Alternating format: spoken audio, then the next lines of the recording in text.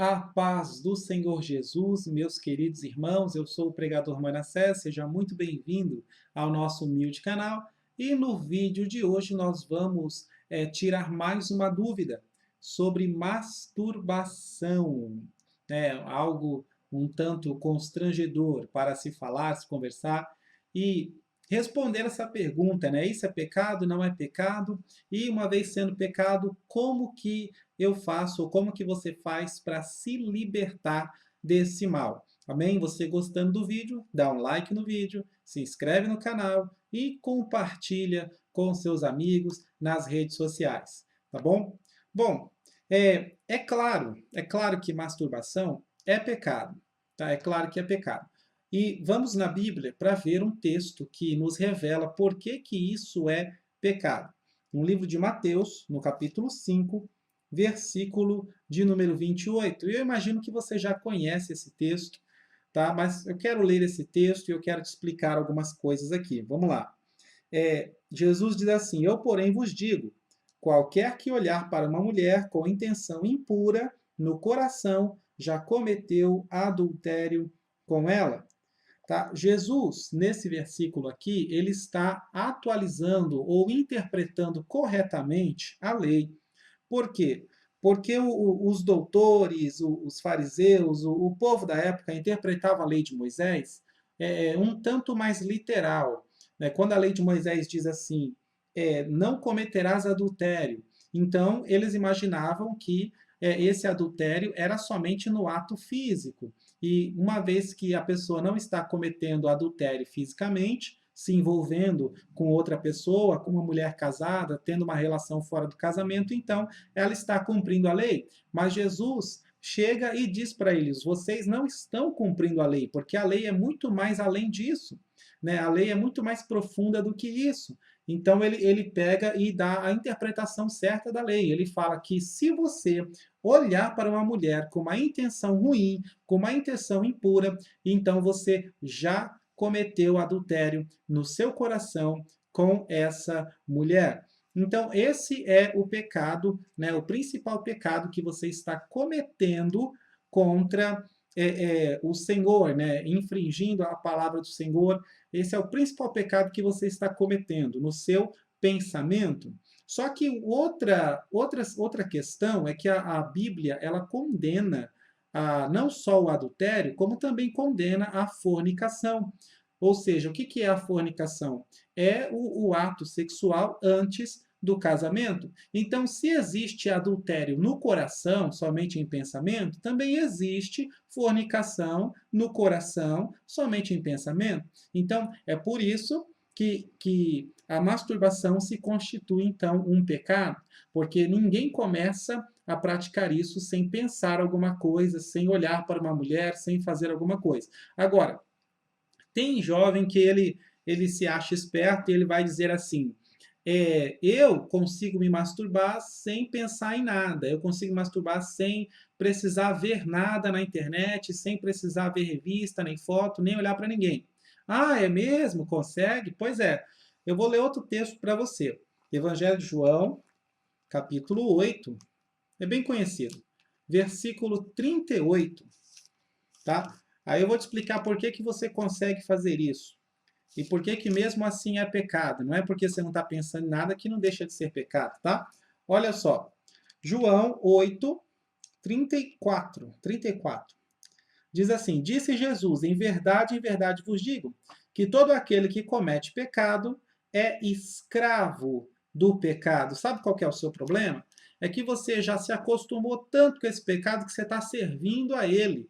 Ou seja, você já é tão escravo do pecado, você já está tão maquinado com esse pecado, e se tornou um vício na sua vida, você já está tão envolvido com isso, que você não precisa mais de motivação para pecar, ou seja, você não precisa mais ver nada na internet, nem olhar para ninguém, nem nada. Você mesmo, de livre e espontânea vontade, vai e comete o pecado, sem precisar que o diabo tente você. Ou seja, você já se tornou um pecador profissional, tá bom? Aí esse é o seu problema, mas eu duvido que você começou, lá no início, quando você começou com essa prática, eu duvido que você não pensou em nada. Eu duvido que você não olhou nada, não viu nada na internet, tá bom? Porque isso não existe. Tá? Depois, com o tempo, é que agora que você já se tornou um completo escravo do pecado, você consegue praticar isso sem precisar pensar em nada, sem precisar ver nada, né? De tão viciado que você está. E o vício é pecado também, né? O fato de você estar viciado com isso,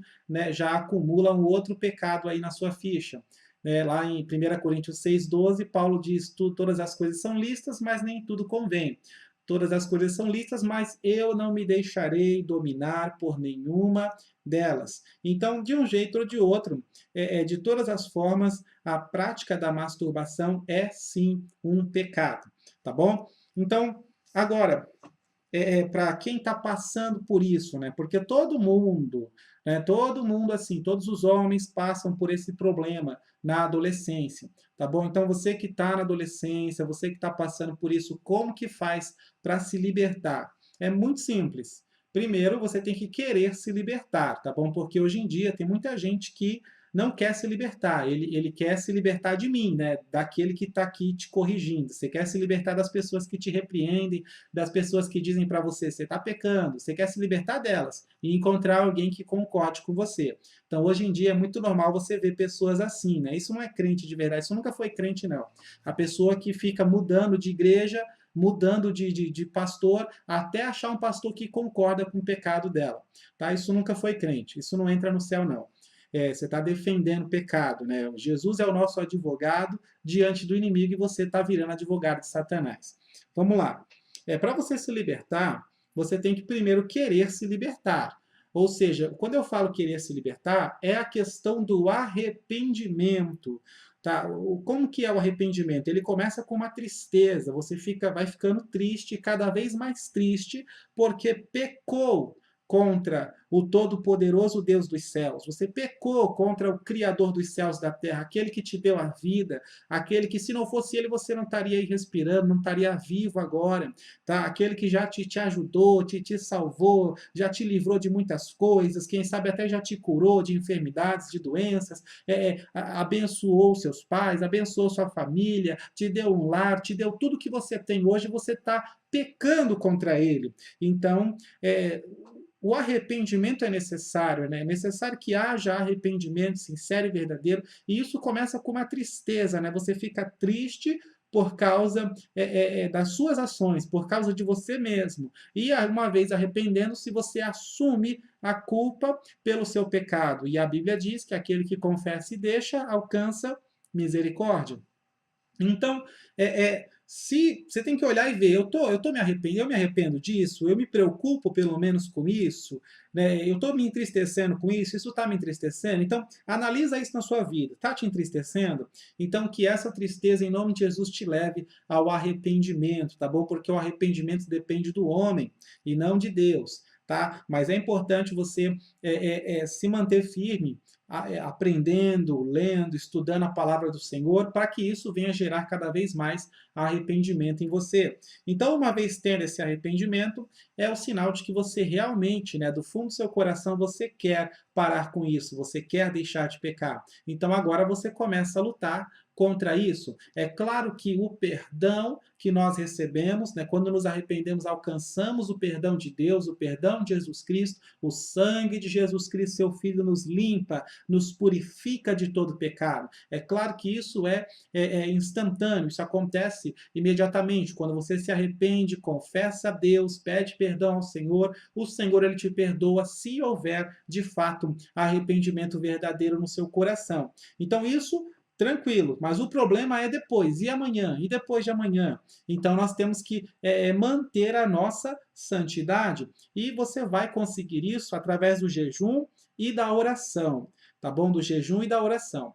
Na oração do Pai Nosso, Jesus ele ensina assim: não nos deixe cair em tentação, mas livra-nos do mal. Isso quer dizer, não me deixe ser tentado. Por exemplo, você está andando na rua, e você sabe que aqui é uma rua comum, que passa, um exemplo, né, passa pessoas decentes, e aqui é uma outra rua que passa um monte de mulheres indecentes, que vão tentar você. Só que para onde você vai, seguindo por essa rua da indecência, é mais rápido. A oração do Pai Nosso é: não me deixa ir por essa rua da indecência, livra-me do mal. Ou seja, você não está. Jesus não ensinou a orar assim: Senhor, eu vou eu vou passar ali, tem umas mulheres ali, eu vou ser tentado, mas me ajuda, não me deixa ser tentado. Não é isso, não. É justamente fugir da aparência do mal, é justamente desviar-se do mal, é justamente não ficar aonde você sabe que vai ser tentado, aonde você sabe que tem tentação. E se no lugar que você está a tentação chega, então você tem que sair. Assim como José fez no Egito, quando a mulher de Potifar veio para cima dele, se jogou para cima dele, ele fugiu. Ela agarrou na roupa dele e ele soltou a capa e foi embora e a capa ficou com ela.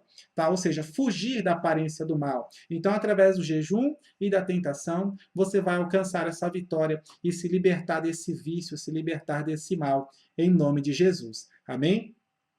Bom, se ainda tiver mais dúvidas com relação a isso, tá? Participa aqui nos comentários e, na medida do possível, né, o Senhor nos dando graça e tempo, a gente vai estar respondendo os irmãos. Se gostou desse vídeo, compartilha nas redes sociais, se inscreve no canal, marca o sininho para receber aqui as notificações, tá bom? E eu vou ficando por aqui. Que Deus abençoe a sua vida, a sua família e o seu ministério em nome de Jesus.